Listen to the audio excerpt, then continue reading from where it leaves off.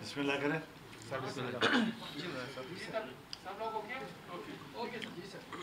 بسم اللہ الرحمن الرحیم.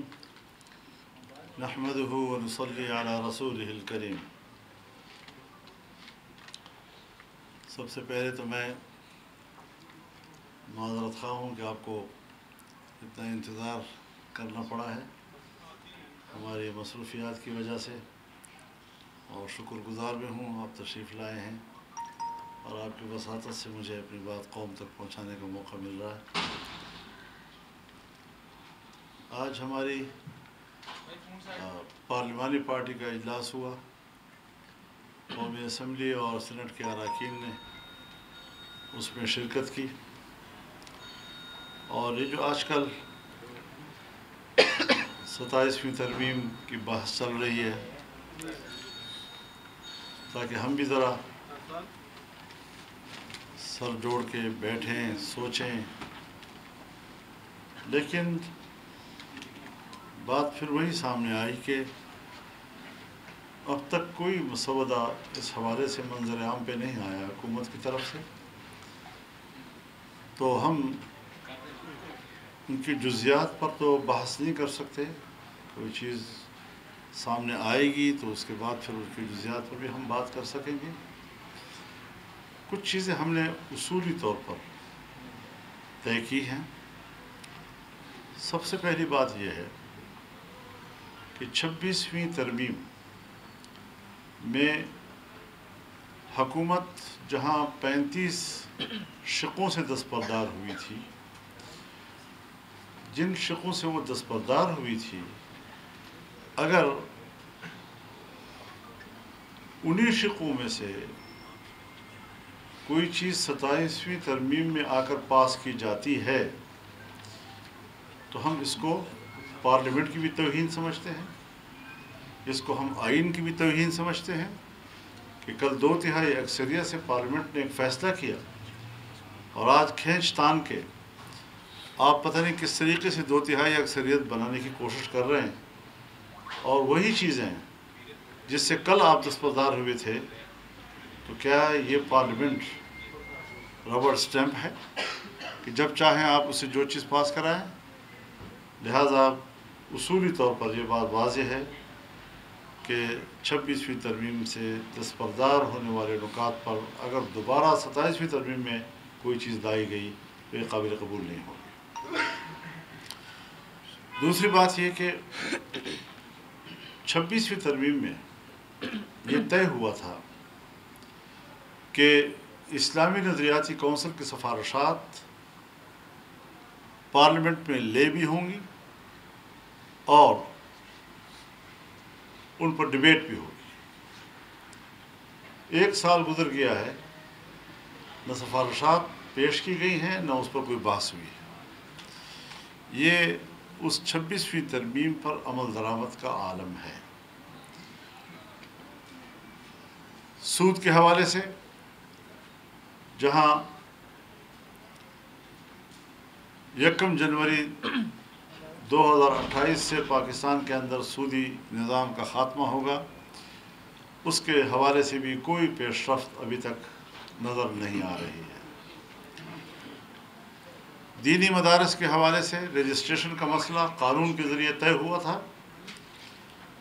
آج مدارس کی رجسٹریشن بھی نہیں کی جا رہی ہے 1860 کی سوسائٹی ایکٹ کے تحت، اور مدارس کے ہاتھ مروڑ کر ان کو مجبور کیا جا رہا ہے کہ وزارت تعلیم کے تحت آپ کو رجسٹرڈ ہونا ہوگا. یہ اس قانون کی بھی توہین ہے، یہ اسمبلی کی بھی توہین ہے، اور حکومت دھڑلے کے ساتھ اس توہین کی مرتکب ہو رہی ہے. اس کے علاوہ 18ویں ترمیم کے تحت جو صوبوں کو اختیارات دیے گئے تھے، اگر ان اختیارات میں کمی کی کوشش کی گئی تو جمعیت علماء اسلام دفاع کرے گی. ہم مزید صوبوں کو زیادہ با اختیار بنانے کی بات کرتے ہیں. اسی طریقے سے NFC ایوارڈ کے حوالے سے بھی باتیں چل رہی ہیں. صوبوں کا جو حق ہے، آئین کہتا ہے کہ اس حق میں اضافہ تو کیا جا سکتا ہے، کمی نہیں کی جا سکتی۔ آج صوبوں کے اگر حق پہ ڈاکہ ڈالا جاتا ہے تو ہم نے اصولی فیصلہ یہی کیا ہے کہ جمعیت علماء اسلام بھرپور مخالفت کرے گی اس کی۔